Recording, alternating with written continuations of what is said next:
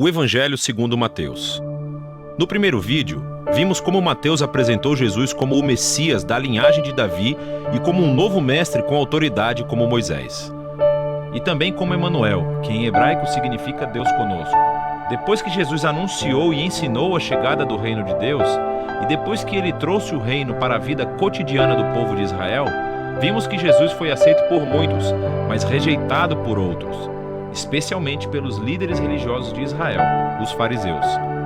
Então, a grande pergunta é como esse conflito entre Jesus e os líderes de Israel se desenrolará. A próxima grande sessão, capítulos de 14 a 20, explora todas as diferentes expectativas que as pessoas têm sobre o Messias. Então Jesus continua curando pessoas enfermas e 2 vezes ele até milagrosamente fornece comida para as multidões no deserto. Uma é composta de judeus e a outra é uma multidão não judia. E esse sinal é muito semelhante àquilo que Moisés fez por Israel no deserto. E assim todas essas pessoas estão empolgadas com Jesus. Eles acham que ele é o grande profeta e o Messias, mas não os líderes religiosos.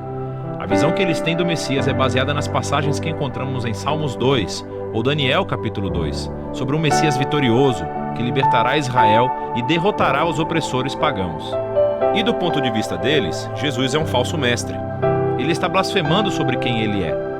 E então, há histórias aqui sobre eles aumentando sua oposição, tramando um plano para matá-lo. E assim, em resposta, Jesus se retira e começa a ensinar a seus discípulos mais próximos o que significa ser o Messias de Israel, porque ele não é quem as pessoas estão pensando. Então Jesus pergunta a seus discípulos no capítulo 16, quem vocês acham que eu sou? E Pedro dá a resposta certa aparentemente. Ele diz, bem, você é o Messias, o Filho do Deus vivo.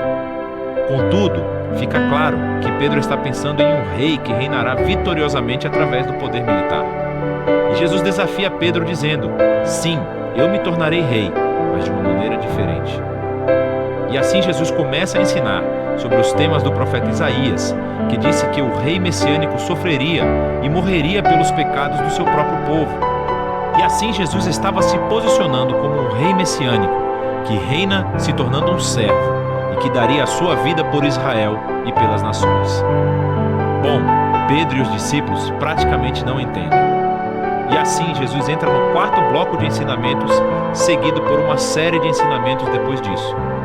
E estes são todos sobre a natureza do reino invertido messiânico de Jesus, que inverte todos os nossos sistemas de valores. Assim, na comunidade do rei servo, você ganha honra servindo aos outros. E em vez de se vingar, você perdoa e faz o bem aos seus inimigos. E no reino de Jesus, você ganha verdadeira riqueza, dando a sua riqueza aos pobres. Para seguir o Messias servo, você deve se tornar um servo. Na próxima sessão, vemos os 2 reinos entrarem em conflito, o reino de Jesus e o do líder de Israel. Jesus vem a Jerusalém para a Páscoa, cavalgando em um jumento, e as multidões o saúdam como Messias. E Jesus imediatamente marcha para o pátio do templo e cria esse enorme alvoroço que interrompe os sacrifícios diários. Suas ações falam mais alto do que suas palavras aqui. Como rei de Israel, Jesus estava afirmando sua autoridade real sobre o templo, o lugar onde Deus e Israel se reuniam. E na visão de Jesus, o templo foi comprometido pela hipocrisia dos líderes de Israel. E aqui ele está desafiando a autoridade deles e naturalmente eles estão profundamente ofendidos.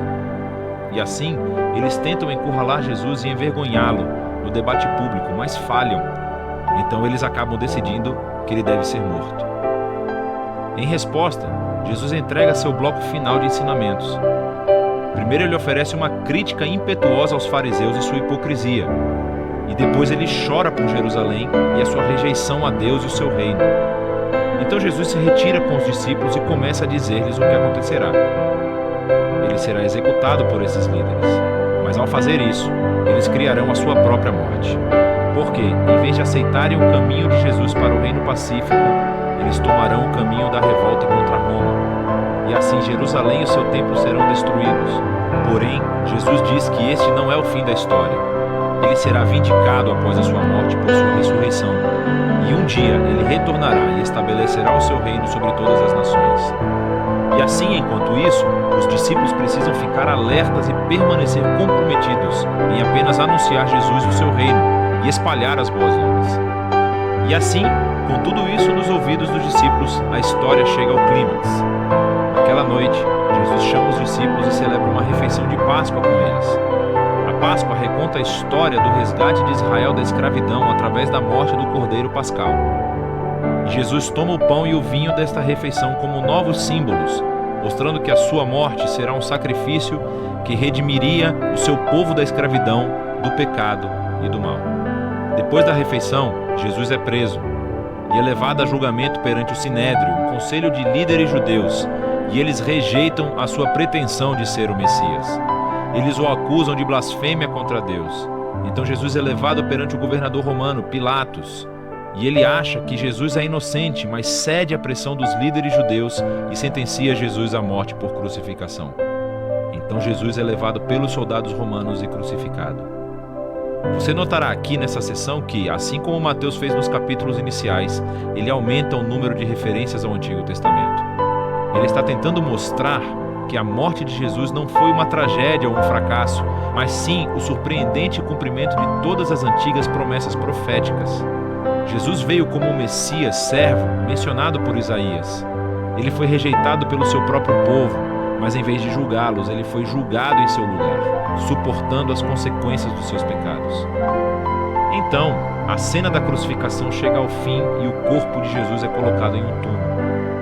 Mas o livro termina com uma reviravolta surpreendente, o último capítulo. Os discípulos descobrem no domingo de manhã que o túmulo de Jesus está vazio.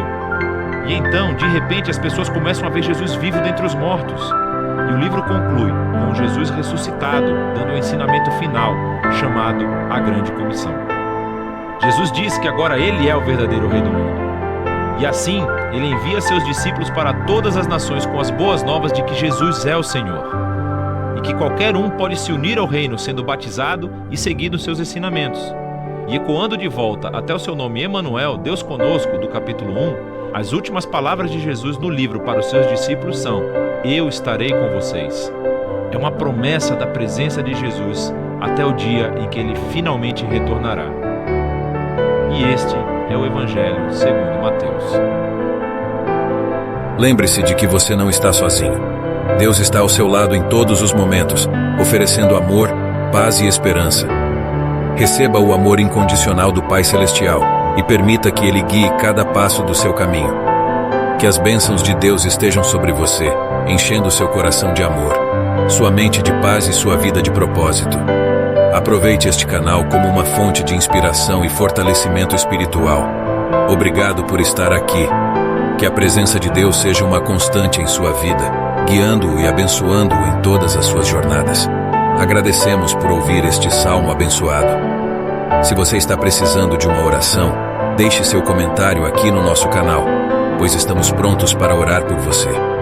Se este áudio tocou o seu coração e você deseja entregar sua vida a Jesus Cristo, também deixe um comentário e faremos uma oração juntos. Com imensa alegria, queremos dizer que Jesus tem um plano maravilhoso para a sua vida. Convidamos você a nos seguir aqui, se inscrevendo neste canal e ativando as notificações para não perder nenhuma mensagem especial. Acreditamos no poder do amor de Deus e no impacto transformador que Ele pode ter em sua vida. Em nome de Jesus Cristo, nós abençoamos. Amém.